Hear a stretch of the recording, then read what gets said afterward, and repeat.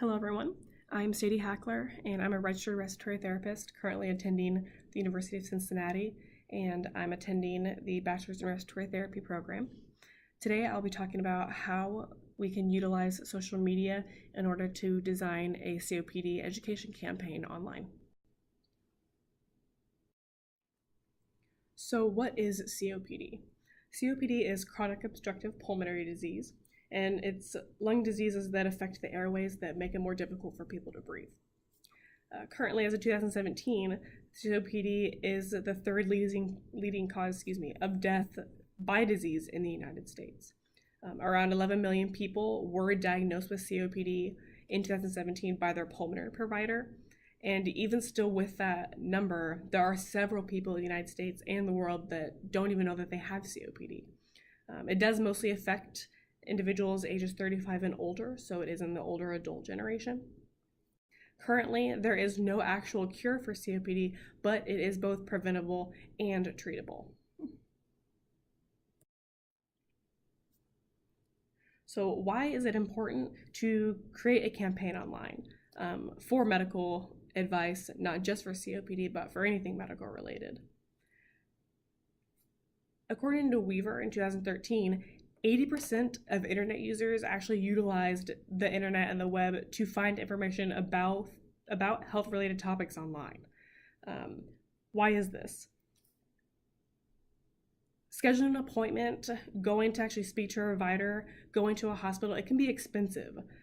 Just as simple as going online or Googling or searching something on your phone or a computer or a tablet. It's a lot easier to do that versus scheduling an appointment and going to talk to a healthcare provider. Again, it's more convenient, it's cheaper. People are trying to do more with less now. So people are searching on the internet and going to the internet in order to find means to the questions that they have.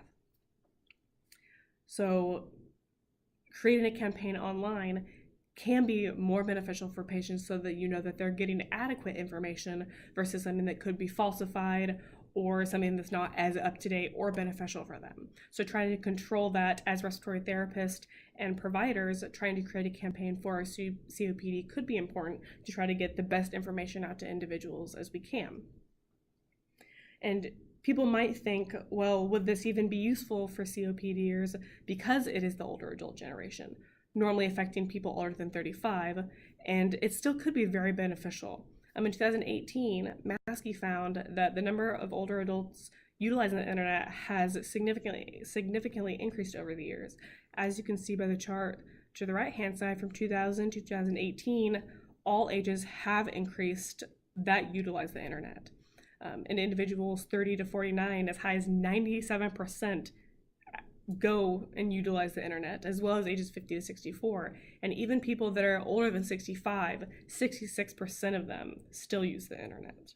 So this is very pertinent to now, and with the increasing in technology, it's only going to be in higher demand to actually create campaigns and provide health information online.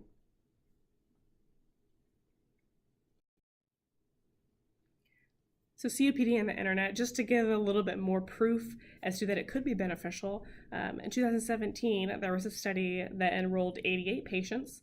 All of them had been diagnosed with COPD by a pulmonary provider. They were enrolled into the study and they were asked if this would actually be beneficial because they were trying to determine what % of patients preferred actually using the internet or social media of some kind in order to obtain health information online. And the results were pretty impressive and astounding. 55% of patients preferred an SMS, text, or email version to try to get information out. And even on the other side, as high as 44.8% preferred something like Facebook or social media in order to get information. So with those numbers, it shows that people are going more to social media and the internet versus trying to go in person somewhere to get information about their health. Now, how do we start a social media campaign for COPD? Think back to the Ice Bucket Challenge for ALS. People would dump ice cold water on their head and make a donation to a ALS charity in order to spread awareness about it and help donate money for the cause to help find a cure for it. Something very similarly can be done for COPD. Instead, you can create a hashtag. Some example could be COPD facts, COPD awareness, or COPD fact challenge.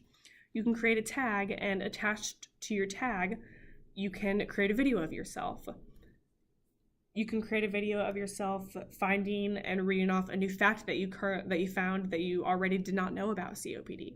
I have family that has been diagnosed with COPD before, and with 11 million people in the US already diagnosed with it, I'm sure several people do know somebody, friend or loved one, that might already have it, or someone that maybe suspects that they have it.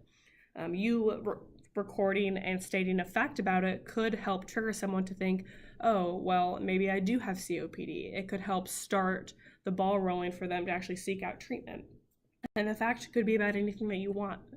It could be about the disease progression, different treatment options for it, different signs and symptoms, actually telling people what they should be looking for to see if they do have COPD, what different prevention options are there and that people can do to prevent COPD, or even different diagnosis techniques, so people can already have an idea of what to expect if they do go in for it.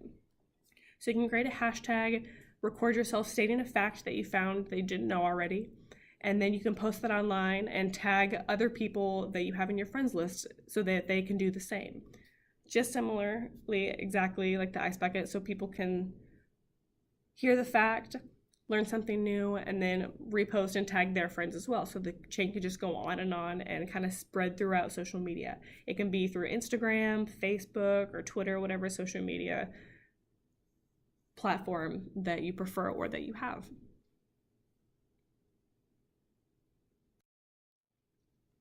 Why the idea of a video, though, when you could easily just create a hashtag, type out a paragraph, and then repost that? I know that my family, they're probably my biggest fans on my social media, specifically my grandparents, or even family that you don't get to see relatively often. People love to see their family members or their friends. Again, especially if they don't see them, if you live far away, you don't get to meet up very often. It's fun to watch someone actually in a video and online versus just reading a paragraph. You can read anything anywhere that you go. So anybody, especially family members, again, they like to watch their family members online, saying a fact. It makes it easier and fun for them. And with normally older adults being diagnosed with COPD, it may be easier for them to listen and watch somebody versus just reading a post. They can make the volume louder. They just have a more enjoyable time watching a video. And even with this, therapists and doctors can get on board. When you have a patient that's in the hospital already isn't an exciting place to be. A lot of patients do have their cell phones, at least where I've worked. You can tell your patients about it then. Talk about the hashtag, what it is. Maybe you've done it yourself as well. Just put it out there to them, and then that way, then maybe they can do their own research, and maybe they can start to initiate it themselves for their friends list and put it out there and start that thread on their own page. You can also encourage patients to go to other social media groups, and maybe you as a therapist as well can get those social media groups to get it on the hashtag as well, especially people like the American Lung Association or ARC, the American Association for Respiratory Care. They have several social media pages. They're definitely more of a credible source, so maybe as a therapist or a provider, you can try to get them on board as well to help start the campaign and help aid in the campaign as well. And several communities do have better breathers clubs that you could educate your patients about as well. These are the references that I utilized for this PowerPoint presentation, and thank you guys for listening, and I hope you have a great rest of the week.